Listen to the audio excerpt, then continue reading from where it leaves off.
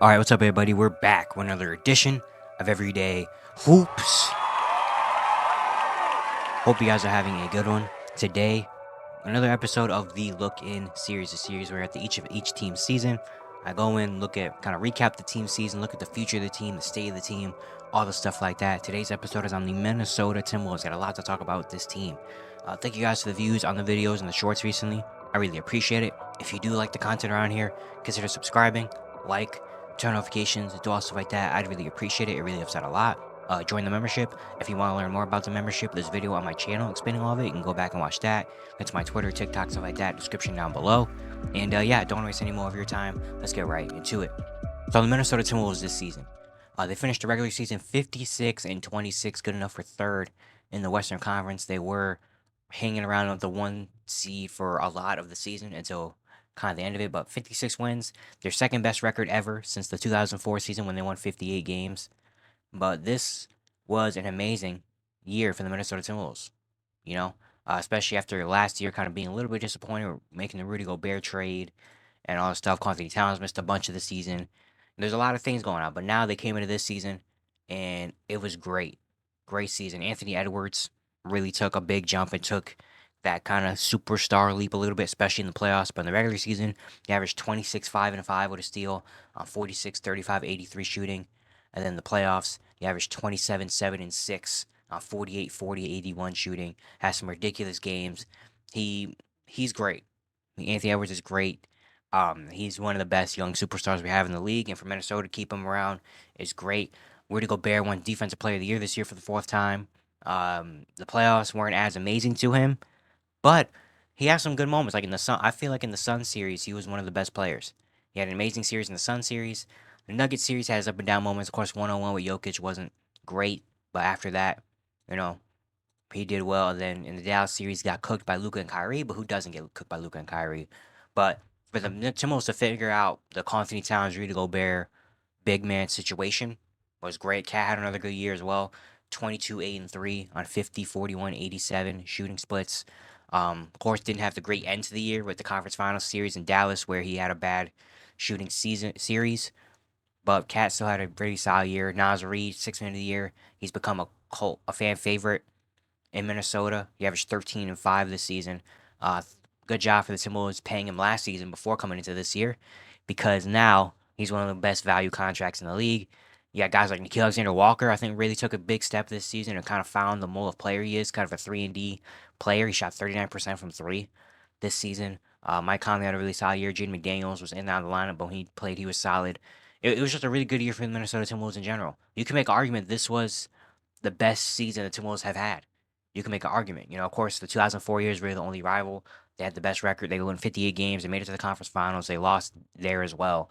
But you can make an argument that this could be the best Timberwolves team we have seen. And I think things are only going to get better from here, really. You know, of course, they had the unfortunate end to the season where, you know, they swept the Suns in the first round, took out the reigning champs in 7 in the second round. And the conference finals, you were down 3-0. It's tough. It's a really unfortunate way to end the season. But things only look up from here for the Minnesota Timberwolves, potentially. You know, potentially. Of course, you have this 1 year. I hope maybe next year it could fall off and they could come back down to earth and people could figure out this team potentially. You know, that's a possibility. And you also have a lot of other things that are factoring in to potentially next year being next year is a big year for the Minnesota Timberwolves, obviously, for a couple of different reasons. One, of course, we have the ownership issues where Glenn Taylor and Alex Rodriguez's company, I mean, his group that's trying to buy the Timberwolves, where that's a big back and forth, and we don't really know who the owner of the Minnesota Timberwolves is going to be next season. Is it going to be Glenn Taylor? Is he going to keep this team, or is he finally going to be able to, you know, sell this team off to A Rod and them? I don't really know. That's a big situation, obviously, that they have to worry about. But also because their salary and the budget of this Minnesota Timberwolves team, especially with the new CBA and the second apron, all the stuff like that, this Timberwolves team probably after next season isn't going to look like this. There's going to be some moves that are going to have to be made with this Timberwolves team in another year or two. Next year, they probably could get away with it, you know? Right now, they have the lowest salary cap in the league. They're negative $125 million in cap space. And the 2019 is Golden State, who's negative 103. So they're over 20 million more in cap or less in cap than the 29th, than the second lowest team with cap space. So yeah, they have a lot of money that they're dishing out to to people, and that with this young team and with the way the second apron is working now and all the stuff like that, the new CBA, yeah, they're gonna have to make a move eventually at some point. Next year I think they'll be able to get away with it, which is why I think next year the Timberwolves can be back here. I mean, they're still gonna have the core pieces of Ant, Cat, Rudy, Nasri, McDaniels, Nikhil. Like all their important pieces to this playoff run are still gonna be around next year. So having that is good. They're not really gonna have a lot of money to spend in free agency to go get something else, but they do have the draft where they have the 27th overall pick, where maybe they can get a young player, probably a guy that can create for himself. Maybe a guy like Keyshawn George from Miami, maybe a guy like Bub Carrington from Pittsburgh. A guy that can maybe could create for himself. They also have the 37th pick, which also could be another guy potentially can come in and either get a shot creator or you can get another big man, another forward. I'm big man. I mean like a four, a 4-3 potentially. With the decision of Anthony Towns, stuff like that. Again, with this team probably not going to look the same after next season. Probably maybe getting yourself ready for the future, even though you do have Leonard Miller on the end of the bench, who I think could become a pretty decent player. Maybe could get some playing time next year. Who knows? But the real issue is, yeah, the salary cap for the Timberwolves team. And this year, they don't have that many free agents this year. The only big free agent they have really is Kyle Anderson and Monte Morris, Jordan McLaughlin, but none of those guys are really like key pieces to the Timberwolves team. So I think you'll be fine there. But then it comes to the year after, really. Because looking at the contracts and looking at the future of the Minnesota Timberwolves, look at the contracts. Anthony Towns got paid. Anthony Edwards just got paid. You're going to be paying three players over $40 million. Anthony Towns getting about estimate $49 million next year. Rudy Gobert's on the last year of his $43 million deal. He has a player option, and then Ant on the first year of a new contract of $42 million.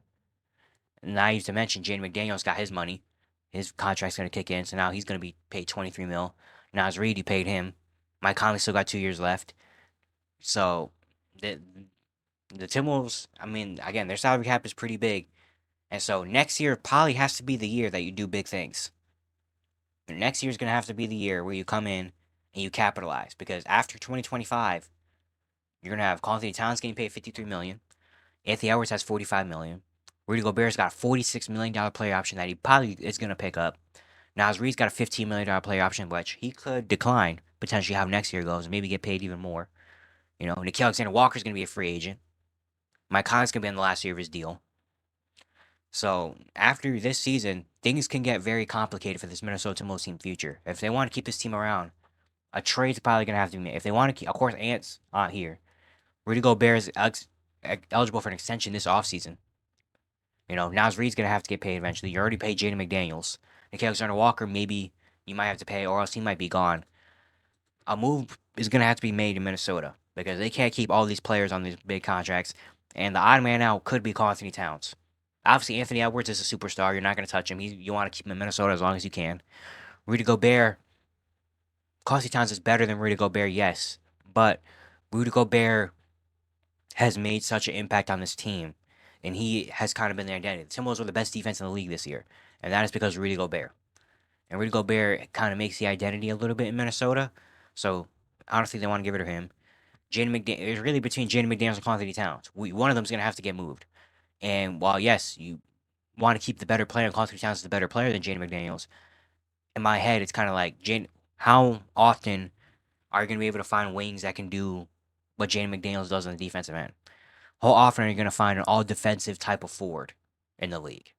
You can find good defenders, yes, but how often can you find elite defenders like Jaden McDaniels? And with, he can have an offensive breakout as well. I think we've been waiting for Jaden McDaniels to have an offensive breakout. If next year's the year where he kind of breaks out and has a really good year offensively, that could change a lot. But it's just tough because, especially at as young of an age, how many elite defenders can you find Jaden McDaniels that can guard star players like that? Not often. Now, on the other side, how often are you going to be able to find 7-footers that can shoot the ball like Anthony Towns? Yes, that's a rare thing, but I think that's an easier spot to fill than the Jaden McDaniels. If you trade Jaden McDaniels, who you putting at the 3? You know, like who's it gonna be? Nikhil Alexander Walker isn't big enough to play 3 full time. Anthony Edwards isn't gonna play 3 full time. Naz Reid, you're not gonna run 3 big men out there unless you draft a guy. Unless you think Wendell Moore or Jalen Clark or Josh Minot is ready for that spot. I don't know if they're ready for that spot yet. For Anthony Towns, you take him out. You can find a forward that can stretch the floor. Not as good as Anthony Towns. Anthony Towns is one of the greatest shooting big men we've ever seen in the league.